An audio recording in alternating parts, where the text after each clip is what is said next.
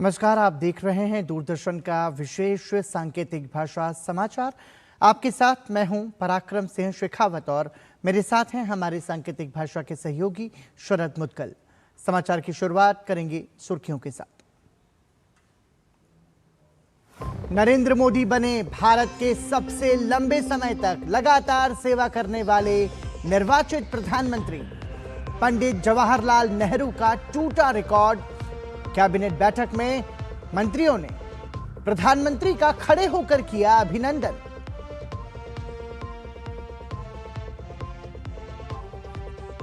प्रधानमंत्री मोदी की अध्यक्षता में केंद्रीय कैबिनेट ने लिए ऐतिहासिक फैसले। अहमदाबाद मेट्रो फेज 2A को मंजूरी।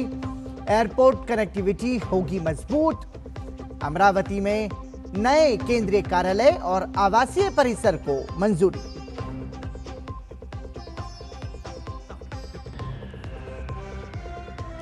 अभिषेक बनर्जी की मुश्किलें बढ़ी। 8 साल बाद फिर गरमाया डायमंड हार्बर हमला कांड। अभिजीत दास ने दर्ज कराई शिकायत।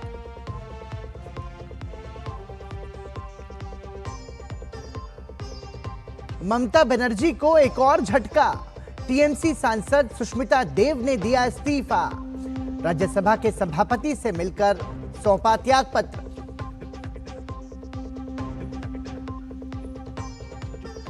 और पश्चिम एशिया में ईरान अमेरिका के बीच टेंशन हाई। अमेरिकी हेलीकॉप्टर पर ईरानी हमले के बाद अमेरिका का पलटवार। ईरान के radar station, air defence system पर अटैक। और सुर्खियों के बाद खबरों पर नजर विस्तार से। केंद्रीय कैबिनेट की बैठक में एक महत्वपूर्ण प्रस्ताव पारित कर प्रधानमंत्री नरेंद्र मोदी की ऐतिहासिक उपलब्धि की सराहना की गई है। लंबे समय तक सेवा करने वाले निर्वाचित प्रधानमंत्री बनने पर कैबिनेट सहयोगियों ने उनका अभिनंदन किया। कैबिनेट के सभी सदस्यों ने खड़े होकर प्रधानमंत्री नरेंद्र मोदी का सम्मान किया और उनके नेतृत्व के प्रति आभार जताया।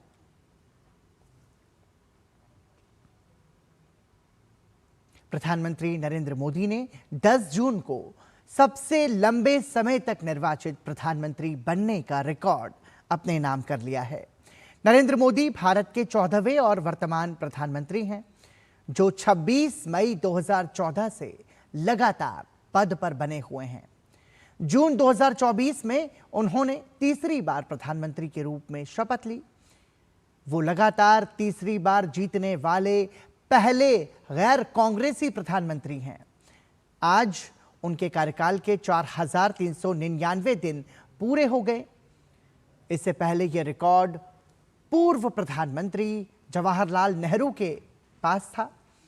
वो 4398 दिनों तक इस पद पर रहे। राष्ट्रपति द्रौपदी मुर्मू ने प्रधानमंत्री नरेंद्र मोदी को शुभकामनाएं दी हैं।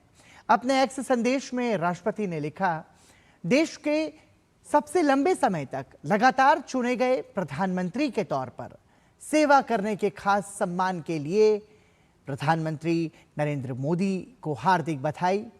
ये ऐतिहासिक मौका भारत के लोगों द्वारा आपके नेतृत्व में जताए गए अटूट भरोसे और विश्वास का सबूत है। आपके कार्यकाल में शासन, आर्थिक मजबूती और सामाजिक बदलाव के क्षेत्रों में दूरगामी प्रगति हुई है। कल्याणकारी योजनाओं की एक विस्तृत श्रृंखला ने यह सुनिश्चित किया है कि विकास का लाभ ज्यादा समावेशी और समान रूप से जमीनी स्तर तक पहुंचे, जो अंत्योदय के सिद्धांतों के प्रति आपकी प्रतिबद्धता को मजबूती से दर्शाता है। आपके नेतृत्व में शुरू की गई कई पहलों में से पीएम जनमन और धरती आबा जनजातीय ग्राम उत्कृष्ट अभियान मेरे दिल के बहुत करीब है। आपकी प्रेरणादायक यात्रा भारत की मजबूत लोकतांत्रिक परंपराओं में उम्मीद और नया आत्मविश्वास जगाती है। मैं आपके अच्छे स्वास्थ्य और लंबी उम्र की कामना करती हूं, ताकि आप देश की सेवा करते रहें और इसे आत्मनिर्भर और विकसित भारत के विजन की ओर ले जाएं। गृह मंत्री अमित शाह ने प्रधानमंत्री नरेंद्र मोदी को शुभकामनाएं दी। एक्स पर अपने संदेश में गृह मंत्री ने लिखा कि देश के सबसे लंबे समय तक निर्वाचित प्रधानमंत्री के रूप में जनता की सेवा करने की ऐतिहासिक उपलब्धि पर माननीय प्रधानमंत्री नरेंद्र मोदी को हार्दिक बधाई और शुभकामनाएं। उन्होंने लिखा कि मोदी जी के ये 12 वर्ष भारत के स्वाभिमान, सांस्कृतिक पुनर्जागरण और देश को गुलामी की मानसिकता से मुक्त करने के रहे हैं। नई संसद का निर्माण हुआ, 3 नए कानून लागू हुए, नई शिक्षा नीति और मातृभाषाओं में मेडिकल और इंजीनियरिंग शिक्षा का मार्ग प्रशस्त हुआ तथा आत्मनिर्भर भारत हर भारतीय का संकल्प बना। इन 12 वर्षों में एक तरफ देश की सीमाएं सुरक्षित हुईं, कश्मीर से 370 समाप्त हुई, राम मंदिर का निर्माण हुआ, नक्सलवाद का अंत हुआ और आतंकवाद पर नकेल कस हर आतंकी घटना का मुंहतोड़ जवाब दिया गया।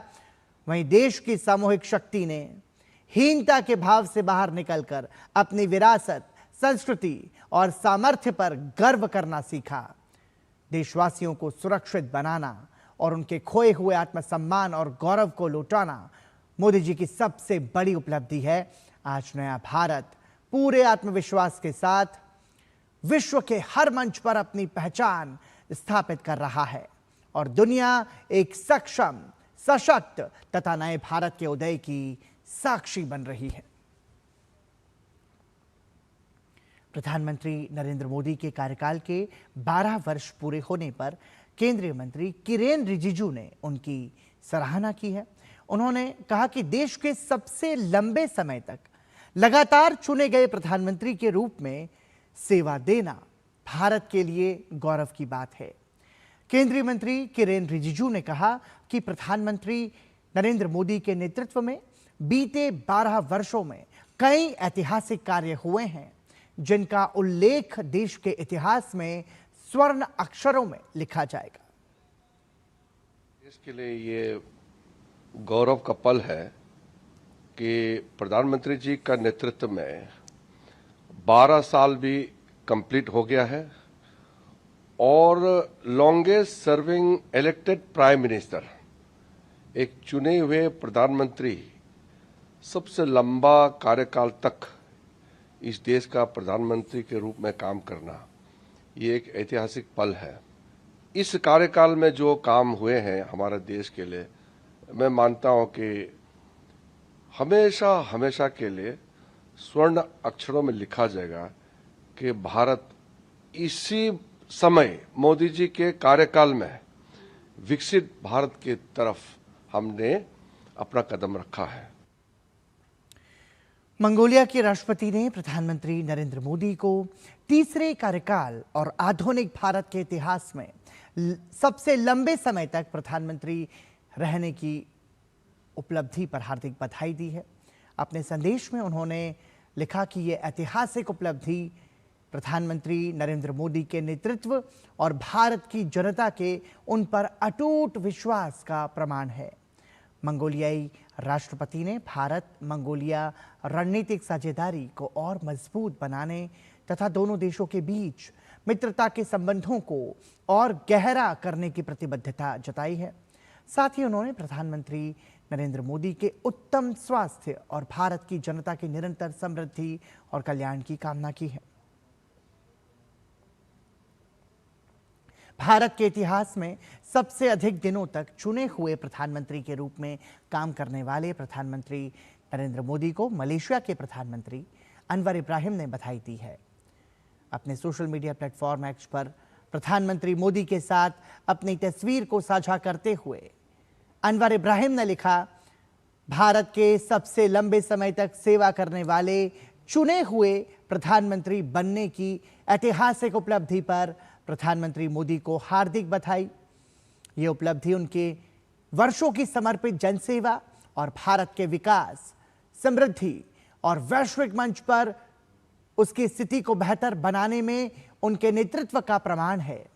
मलेशिया भारत के साथ अपनी करीबी और पुरानी दोस्ती को बहुत महत्व देता है।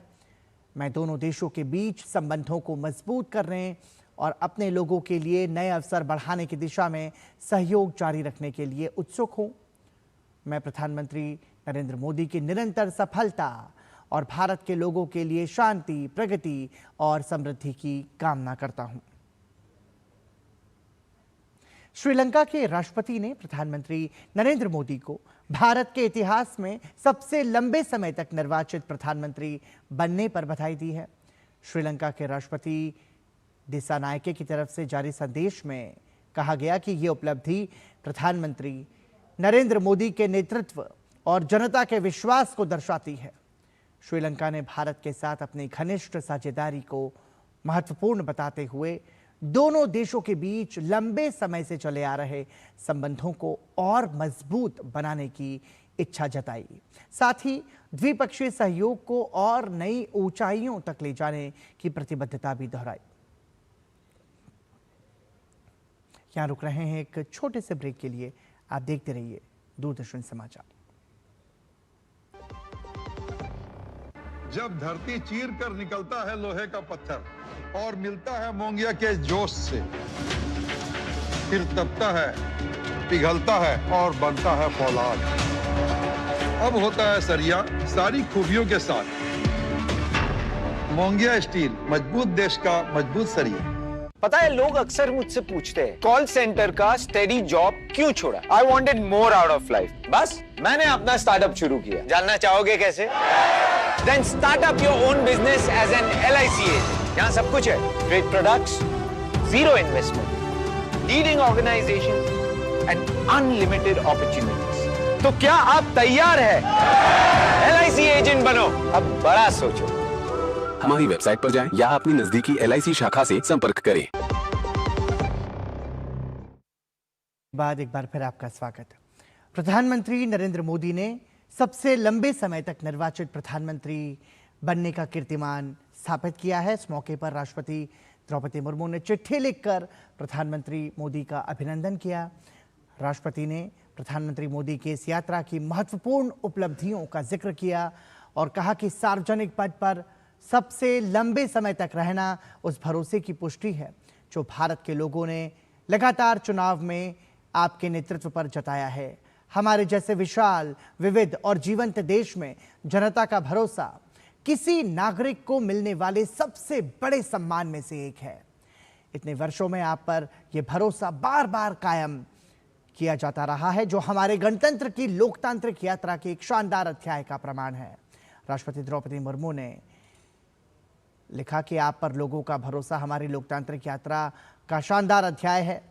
आपके नेतृत्व में भारत ने अनेक क्षेत्रों में उल्लेखनीय परिवर्तन देखे। वित्तीय समावेशन से करोड़ों नागरिक औपचारिक अर्थव्यवस्था से जुड़े, महिलाओं की भागीदारी बढ़ी और नारी शक्ति विकास का नेतृत्व कर रही है।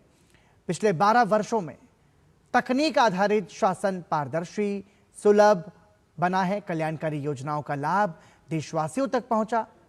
विशाल, विविध और जीवंत देश में जनता का भरोसा सबसे बड़ा सम्मान है। भारत के पूर्वी और पूर्वोत्तर हिस्सों को विकास से जोड़ा गया। प्रतिभाशाली युवाओं की रचनात्मकता और ऊर्जा को नई दिशा दी गई। भारत वैश्विक समुदाय में अपना सही और महत्वपूर्ण स्थान रखता है। प्रधानमंत्री नरेंद्र मोदी की अध्यक्षता में हुई केंद्रीय कैबिनेट की बैठक में उनके निर्वाचित प्रधानमंत्री के रूप में सबसे लंबे समय तक निरंतर सेवा देने के ऐतिहासिक कीर्तिमान का स्वागत करते हुए प्रस्ताव पारित किया गया। केंद्रीय मंत्री अश्विनी वैष्णव ने कहा कि 10 जून 2026 को प्रधानमंत्री नरेंद्र मोदी ने निर्वाचित प्रधानमंत्री के तौर पर 4399 दिनों की निरंतर सेवा पूरी कर भारत में नया रिकॉर्ड स्थापित किया है। कैबिनेट बैठक में गरीब कल्याण, युवा सशक्तिकरण, महिला नेतृत्व, नवाचार और राष्ट्र निर्माण के क्षेत्र में उनके योगदान की सराहना की गई। नरेंद्र मोदी जी निर्वाचित प्रधानमंत्री के रूप में सर्वाधिक अवधि तक निरंतर देश की सेवा करने वाले प्रधानमंत्री बन गए हैं। उन्होंने निर्वाचित पीएम के तौर पर 4399 डेज की निरंतर सेवा का कीर्तिमान स्थापित किया है, जो स्वतंत्र भारत के इतिहास में पहली बार हुआ है। कोई पॉलिटिकल बैकग्राउंड नहीं था, जो बहुत ही साधारण परिवार से आए और जिन्होंने अपने कार्य से, अपने विचार से और अपने नेतृत्व के एक साक्षी रूप से जिस तरह से देश को आगे किया, उनको इस देश ने विश्वास दिया। उनको 140 करोड़ देशवासियों ने उन पर विश्वास जताया। आज प्रधानमंत्री नरेंद्र मोदी की अध्यक्षता में हुई कैबिनेट बैठक में 3 महत्वपूर्ण फैसलों को मंजूरी दी गई। केंद्रीय मंत्री अश्विनी वैष्णव ने कहा कि केंद्रीय कैबिनेट ने शहरी बुनियादी ढांचे को मजबूत करने के लिए 4,703 करोड़ रुपए की 3 प्रमुख परियोजनाओं को मंजूरी दी है। कैबिनेट ने 2,169 करोड़ रुपए की लागत से अहमदाबाद मेट्रो फेज 2A विस्तार परियोजना को स्वीकृति दी है। इसके अलावा अमरावती में केंद्रीय सरकारी कार्यालय परिसर के लिए 1,299 करोड़ रुपए और आवासीय परिसर के लिए 1,235 करोड़ रुपए मंजूर किए गए हैं। आज कैबिनेट में 3 फैसले लिए गए। एक फैसला अहमदाबाद में मेट्रो के विस्तार का है और 2 फैसले अमरावती, जो कि आंध्र प्रदेश का नया कैपिटल निर्मित हो रहा है, बन रहा है, डेवलप हो रहा है, उसके 2 फैसले लिए। केंद्रीय कैबिनेट ने अहमदाबाद मेट्रो रेल परियोजना के फेज 2A को मंजूरी दे दी है। इस परियोजना के तहत कोटेश्वर रोड से एयरपोर्ट तक 6.032 किलोमीटर लंबे मेट्रो कॉरिडोर का निर्माण किया जाएगा। परियोजना की अनुमानित लागत 2,169.04 करोड़ रुपए है। ये कॉरिडोर बेहतर कनेक्टिविटी, यातायात जाम में कमी को सुनिश्चित करेगा। अहमदाबाद मेट्रो का फेज 2A कोटेश्वर रोड से एयरपोर्ट का कॉरिडोर आज अप्रूव हुआ है। इसमें 5 स्टेशन होंगे, 6 किलोमीटर का ये स्ट्रेच है। और जो इम्पोर्टेंट इसमें पॉइंट है कि Sardar Patel sports enclave Commonwealth Games के लिए बन रहा है। Sardar Patel sports enclave Commonwealth Games के लिए जो बन रहा है, उसको एयरपोर्ट से कनेक्टिविटी इस मेट्रो के माध्यम से मिलेगी। केंद्र सरकार ने आंध्र प्रदेश की नई राजधानी अमरावती में 2 प्रमुख केंद्रीय अवसंरचना परियोजनाओं को मंजूरी दी है। केंद्रीय कैबिनेट ने central government general pool office accommodation और जनरल पूल्ड रेजिडेंशियल अकोमोडेशन परियोजनाओं को स्वीकृति प्रदान की है। आपको बता दें कि CGGPOA परियोजना पर लगभग 1,299 करोड़ रुपए की लागत आएगी, जबकि GPRA के निर्माण पर करीब 1,235 करोड़ रुपए खर्च किए जाएंगे। इन परियोजनाओं के तहत आधुनिक कार्यालय और आवासीय सुविधाएं विकसित की जाएंगी। अमरावती नया शहर बन रहा है, तो नए शहर में कई सारे जो सेंट्रल गवर्नमेंट के ऑफिसेज हैं, इनको एक सिंगल कॉम्प्लेक्स में शिफ्ट किया जाएगा। के लिए करीब 5.5 एकड़ की ज़मीन राज्य सरकार ने दी है और 23 लाख स्क्वायर फीट का कंस्ट्रक्टेड एरिया बनेगा। 2 प्रोजेक्ट्स हैं, एक तो रेजिडेंशियल कॉम्प्लेक्स है और एक ऑफिस कॉम्प्लेक्स है। इसके लिए करीब 17 एकर्स की लैंड राज्य सरकार ने दी है और 1,500 रेजिडेंशियल क्वार्टर्स इसके लिए बनेंगे। प्रधानमंत्री नरेंद्र मोदी के 12 साल के कार्यकाल में न सिर्फ ब्रिक्स बल्कि दुनिया के तमाम देशों के बीच भारत के संबंध विश्वसनीय और मजबूत हुए हैं। यह कहना है इंदौर में चल रही ब्रिक्स कृषि कार्य समूह की बैठक में शामिल होने आए मेहमानों का। भारत में आए ब्रिक्स देशों के प्रतिनिधियों का कहना है कि भारत के साथ कई देशों के व्यापारिक संबंधों को नरेंद्र मोदी के कार्यकाल में मजबूती मिली है। ब्रिक्स का विस्तार हो या इनके मुद्दों के समाधान की बात हो, प्रधानमंत्री नरेंद्र मोदी ने इसमें बहुत महत्वपूर्ण भूमिका निभाई है। India is a democracy. I think the continuation of so many years of Mr. Modi is an indication of an excellent work. I don't follow closely the Indian politics, but I have to say that being a democracy is something of great value in today's world. We are building our trade, especially between India and South Africa. There's a lot of commodities exported from both countries to each other. And we have constant meetings. We had a meeting last week and also yesterday to try and promote trade even more between the two countries. Prime Minister Modi, as you know, with my president Cyril Ramaphosa, have come a long way as very good friends, negotiating very large things. So we admire the fact that he has, been looking after your country for so many years, and the fact that we are now well established into the BRICS. The BRICS is joined now by 5 more BRICS. We had 5 BRICS in the start. Now we've got 10 BRICS. And Prime Minister Modi is one of the founding members with a vision to make sure that the world is a fair place, the world is a kind place, the world is a place where we can see into the future rather than making decisions for today. हमारा मतलब दोनों देश मतलब प्रधानमंत्री जी भी पिछली बार हमारा देश गया था, सो अच्छा स्टेट विजिट था हमारा प्रधानमंत्री, इथियोपिया का प्रधानमंत्री भी अच्छे से स्वागत कर दिया मोदी जी के लिए। सो दोनों देशों बीच में अच्छा रिश्ता है। Food security is fundamental. I mean, if you have good food, then that means there is less disease. That's what we say in South Africa, an apple a day keeps the doctor away. So the agriculture is very pivotal for the food, the importance of the health of the nation. So we are here discussing as these big countries in the global south that are now challenging those, other countries in the West in terms of how do we make sure that the agenda of the developing countries, the South-South collaborations, make an impact and a voice in the global space, especially these days of the geopolitics. TMC सांसद अभिषेक बनर्जी के खिलाफ एक और शिकायत दर्ज कराई गई है। डायमंड हार्बर थाने में अभिजीत दास ने डायमंड हार्बर हिंसा मामले में फिर से जांच की मांग की है। आपको बता दें कि 2018 के इस मामले में 150 से 160 हथियारबंद हमलावरों ने हमला किया था। अब इस शिकायत में अभिषेक बनर्जी समेत 6 आरोपियों की जांच की मांग की गई है। अभिजीत दास ने इस मामले में राजनीतिक साजिश का आरोप लगाया है। इस शिकायत के बाद इस मामले पर सियासत भी तेज हो गई है।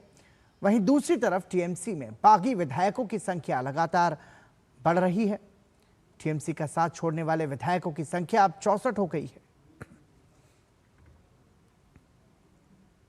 पश्चिम बंगाल में टीएमसी को एक बार फिर झटका लगा है। एक और राज्यसभा सांसद ने ममता का साथ छोड़ दिया है। राज्यसभा सांसद सुष्मिता देव ने इस्तीफा सौंप दिया है। राज्यसभा के सभापति से मिलकर सुष्मिता देव ने इस्तीफा दिया। आपको बता दें कि साल 2021 में सुष्मिता देव ने कांग्रेस छोड़ ममता बनर्जी की पार्टी टीएमसी से हाथ मिलाया था, जिसके बाद ममता बनर्जी ने 1 महीने बाद ही उन्हें राज्यसभा भेज दिया था। टीएमसी नेता सुष्मिता देव ने दिल्ली में असम के मुख्यमंत्री हिमंता बिस्वा शर्मा से मुलाकात की। उन्होंने राज्यसभा सांसद पद से इस्तीफा दे दिया है।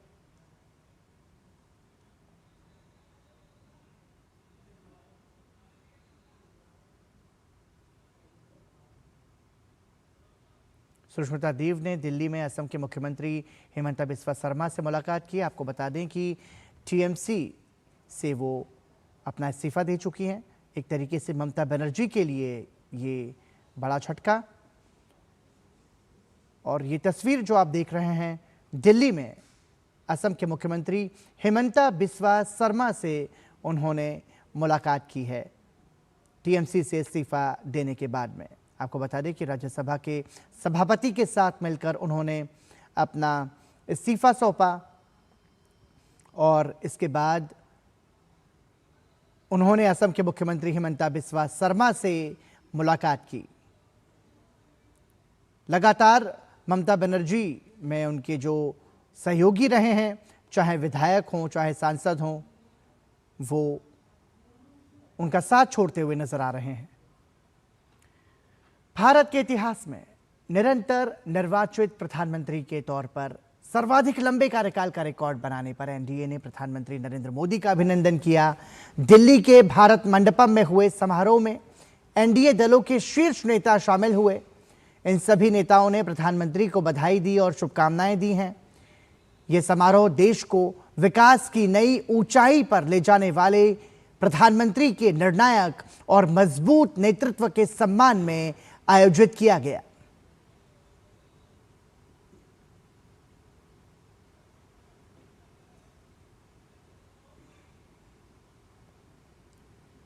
इस मौके पर विभिन्न राज्यों के मुख्यमंत्रियों ने प्रधानमंत्री नरेंद्र मोदी का अभिनंदन किया। देश के सर्वाधिक कार्यकाल के निरंतर निर्वाचित प्रधानमंत्री के रूप में हमारे प्रधानमंत्री नरेंद्र मोदी ने कीर्तिमान स्थापित किया है। एनडीए नेताओं ने प्रधानमंत्री का अभिनंदन किया। भारत मंडपम में एक भव्य समारोह का आयोजन किया गया, जिसमें प्रधानमंत्री के निर्णायक और मजबूत नेतृत्व को सराहा गया।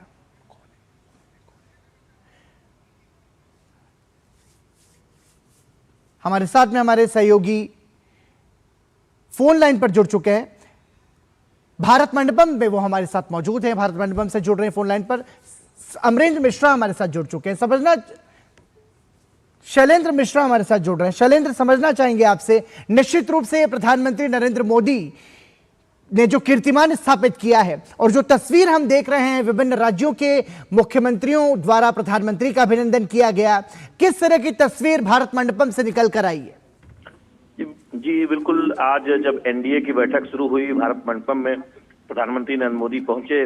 सबसे पहले एनडीए के नेताओं ने, बीजेपी के राष्ट्रीय अध्यक्ष नितिन नवीन ने उनका स्वागत किया। उसके बाद हमने देखा कि जो एनडीए के नेता हैं और एनडीए शासित राज्यों के जो मुख्यमंत्री हैं, उन्होंने प्रधानमंत्री नरेंद्र मोदी का स्वागत किया। और उस स्वागत तस्वीर में आप देखें कि अलग अलग राज्यों की जो संस्कृति है उसकी एक झलक दिखाई देती है।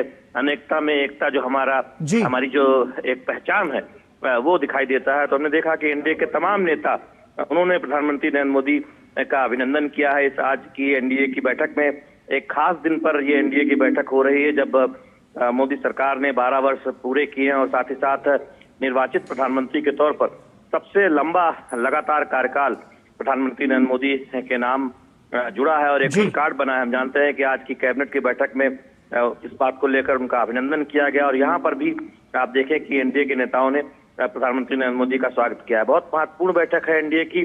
आगे की जो रूपरेखा है, जिस तरह से एनडीए के बीच एक शानदार समन्वय देखने को मिला है, एनडीए शासित राज्यों में घटक दलों के बीच एक समन्वय देखने को मिला और साथ ही साथ एक दूसरे राज्यों से जो सीखने की बात प्रधानमंत्री नरेंद्र मोदी ने पिछली बैठकों के दौरान कही थी, जिससे कि बेहतर तरीके से राज्य का विकास किया जा सके, वो एक वानगी देखने को मिली है। तो आज निश्चित तौर पर जब ये एनडीए की बैठक खत्म होगी, तब क्या कुछ इस बैठक में हुआ है, क्या आगे की रूपरेखा तय हो, इसकी विस्तृत जानकारी पार्टी की तरफ से दी जाएगी। शैलेंद्र, लेकिन हम ये कह सकते हैं कि जिस तरीके से विश्वास जो जताया गया है प्रधानमंत्री पर और सबसे लंबे समय तक निर्वाचित प्रधानमंत्री के रूप में कार्यकाल का जो कीर्तिमान उन्होंने स्थापित किया है, तो ये कह सकते हैं कि एक अपना जो नेतृत्व है उस पर एक अटूट विश्वास का ये परिणाम है। ये जो तस्वीर बयां हो रही है अपने प्रधानमंत्री के अभिनंदन की, क्योंकि जनता द्वारा चुने गए जो जनप्रतिनिधि हैं वो जब अपने नेतृत्व को सम्मान देते हैं तो ये एक लोगों का भी सम्मान, हम इसे कहेंगे लोगों के विश्वास का भी पर्याय इसे कहेंगे।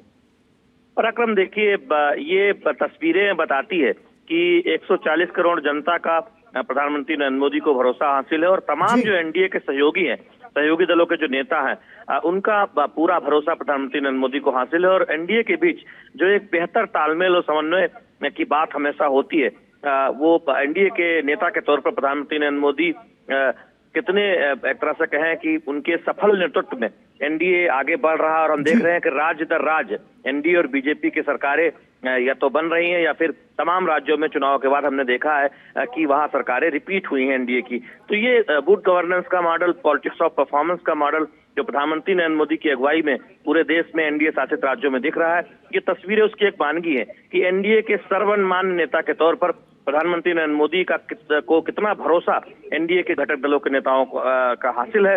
और साथ ही साथ ये तस्वीरें बताती हैं कि भारत की जो विविध संस्कृति है वो किस तरह से अनेकता में एकता का एक संकेत देती है, एक उदाहरण देती है। तो निश्चित तौर पर ये तस्वीरें इसलिए आज खास हो जाती है क्योंकि आज एक बड़ा रिकॉर्ड बना है, जब निर्वाचित प्रधानमंत्री के तौर पर प्रधानमंत्री नरेंद्र मोदी ने एक ऐतिहासिक रिकॉर्ड बनाया है, सबसे लंबे समय तक लगातार प्रधानमंत्री रहने का। 12 वर्ष पूरे हुए हैं कल ही के दिन 9 जून 2024 को लगातार तीसरी बार केंद्र की सत्ता प्रधानमंत्री नरेंद्र मोदी ने संभाली थी और आज ये एनडीए की बैठक, ये तस्वीरें बता रही हैं कि किस तरह से 22 राज्यों में एनडीए शासित राज्य इस वक्त जहां पर एनडीए के मुख्यमंत्री या उप मुख्यमंत्री के नेतृत्व में वहां राज्य विकास के रास्ते पर आगे बढ़ रहा है और केंद्रीय स्तर पर प्रधानमंत्री नरेंद्र मोदी के दिशा निर्देश पर तमाम राज्यों में योजनाएं वो जनता के कल्याण के लिए सफलतापूर्वक लागू की जा रही हैं। ये तस्वीरें इस ओर भी इशारा करती हैं। शैलेंद्र, इसके साथ साथ 2014 से लगा करके अब तक जो भारत के लक्ष्य को आगे बढ़ाने का जो प्रयास है, विकसित भारत के संकल्प को साकार करने का जो प्रयास है और जो अंत्योदय को केंद्र में लाकर के उसके उद्धार करने का जो प्रयास है, उन तमाम सारे प्रयासों की समीक्षा यहां पर यदि की जाए तो ये भी लिख रहे हैं केंद्रीय मंत्री किरेन रिजिजू की प्रधानमंत्री द्वारा किए गए जो कार्यकाल, जो कार्य योजनाएं हैं, जो तमाम सारी पहलें हैं, वो स्वर्ण अक्षरों में लिखी जाएंगी, जिसने भारत की तस्वीर को बदलने में महत्वपूर्ण भूमिका निभाई है। पराक्रम, देखिए 2014 के बाद क्या कुछ बदला है, ये जानने के लिए 2014 के पहले की तस्वीरें क्या थी आर्थिक मोर्चे पर, ये भी समझना जरूरी है। आज भारत का कोई गांव ऐसा नहीं है जहां बिजली नहीं पहुंची है। ये प्रधानमंत्री नरेंद्र मोदी के कार्यकाल में संभव हुआ है। आज हर इच्छुक घरों तक बिजली है, प्रधानमंत्री नरेंद्र मोदी ने सुनिश्चित किया है। आज गैर पारंपरिक ऊर्जा, रिन्यूएबल एनर्जी में हम बहुत तेजी से आगे बढ़े हैं और सोलर में तो हमने कई देशों को पीछे छोड़ दिया है। ये प्रधानमंत्री नरेंद्र मोदी के कार्यकाल में सुनिश्चित हुआ है। आज हम 81 करोड़ लोगों को हर महीने मुफ्त राशन मुहैया करा रहे हैं। ये दुनिया ने इस मॉडल को देखा है। आज हम दुनिया की सबसे बड़ी स्वास्थ्य योजना को संचालित कर रहे हैं। 60 करोड़ लोगों से अधिक लोगों को उसको फायदा हो रहा है। सभी 70 वर्ष से ऊपर के बुजुर्ग उसमें शामिल हैं। दुनिया इस बात को देख रही है। 4 करोड़ से ज्यादा घर बन चुके हैं इन 10-12 सालों में। दुनिया ने देखा है कि कैसे जिनके पास घर नहीं था उनको घर मुहैया कराने का काम किया गया है। हमने देखा है कि स्टार्टअप इकोनॉमी किस तरह से आगे बढ़ी। आज भारत के स्टार्टअप दुनिया में जाने पहचाने जाने लगे हैं। इसके साथ ही साथ वंचितों का कैसे कल्याण करना है, कैसे पीछे छूट गए लोगों को सहारा देना है, तमाम सामाजिक योजनाओं का कवरेज वो बीते 12 वर्षों में कई गुना बढ़ा है। 3 गुना तक कई सामाजिक योजनाओं का कवरेज बढ़ा और नई योजनाएं शुरू की गई हैं। आज 58 करोड़ से ज्यादा जनधन खाते खोले गए थे। उसमें पारदर्शी तरीके से सीधे आर्थिक मदद पहुंचती है तमाम केंद्र की योजनाओं की। तो ये अपने आप में एक ऐतिहासिक क्रांति का दौर बीते 12 सालों में भारत ने देखा है, जिसमें स्पीड कई गुना है, जिसमें पारदर्शिता है, जिसमें नई नई योजनाओं के जरिए जन कल्याण की भावना है, जिसमें आत्मनिर्भर भारत की रूपरेखा है कि कैसे डिफेंस में हम अब एक्सपोर्ट करते हैं, कैसे हम सेमीकंडक्टर में आगे बढ़ रहे हैं, कैसे मोबाइल मैन्युफैक्चरिंग अब भारत में हो रहा है। तो ये तमाम वो बातें भारत में हुई हैं जो भारत के बारे में आज से 1 दशक पहले सोची नहीं जा सकती थी कि क्या भारत में सैकड़ों कंपनियां मोबाइल निर्माण करेंगी, क्या भारत डिफेंस में एक्सपोर्टर बन के उभरेगा, क्या भारत 80 करोड़ लोगों को अनाज हर महीने मुफ्त मुहैया करा पाएगा, क्या भारत अपनी तकरीबन आधी आबादी को 5 लाख का हर साल मुफ्त बीमा मुहैया करा पाएगा। ये ऐसी बातें थी जो शायद चुनौतीपूर्ण लगती थी आज से 1 दशक पहले, लेकिन प्रधानमंत्री नरेंद्र मोदी की अगुवाई में ये सुनिश्चित किया गया है और राज्यों ने भी अपनी जिम्मेदारी निभाई है। खासतौर पर एनडीए शासित राज्यों ने मिलकर काम किया है और ये तस्वीरें बताती हैं कि एनडीए के नेता जब आज प्रधानमंत्री नरेंद्र मोदी का स्वागत कर रहे हैं, अभिनंदन कर रहे हैं, तो किस तरह से एक भारत की झलक दिखाई देती है। उत्तर से दक्षिण तक, पूरब से पश्चिम तक, किस तरह से प्रधानमंत्री नरेंद्र मोदी ने किसी भी राज्य के विकास में कोई कोर कसर नहीं छोड़ी है। तस्वीरें ये भी बयां करती है। और शैलेंद्र, हम ये भी देख रहे हैं कि धरती से लेकर के अंतरिक्ष तक प्रधानमंत्री नरेंद्र मोदी की दूरदृष्टि और उनके नेतृत्व में भारत ने कई सारे कीर्तिमान स्थापित किए हैं। लेकिन इसके साथ साथ यदि हम बात करें सीमा सुरक्षा की और भारत की मजबूत विदेश नीति की, तो हम ये कहेंगे कि उसमें भी सकारात्मक परिवर्तन देखने को मिला है। देखिए, पहले आंतरिक सुरक्षा पे आप देखें तो भारत आज नक्सल मुक्त हो चुका है। क्या हम 2 दशक पहले या 1.5 दशक पहले इस बात की कल्पना भी कर सकते थे? रेड कॉरिडोर को ग्रीन कॉरिडोर में बदला जा रहा है।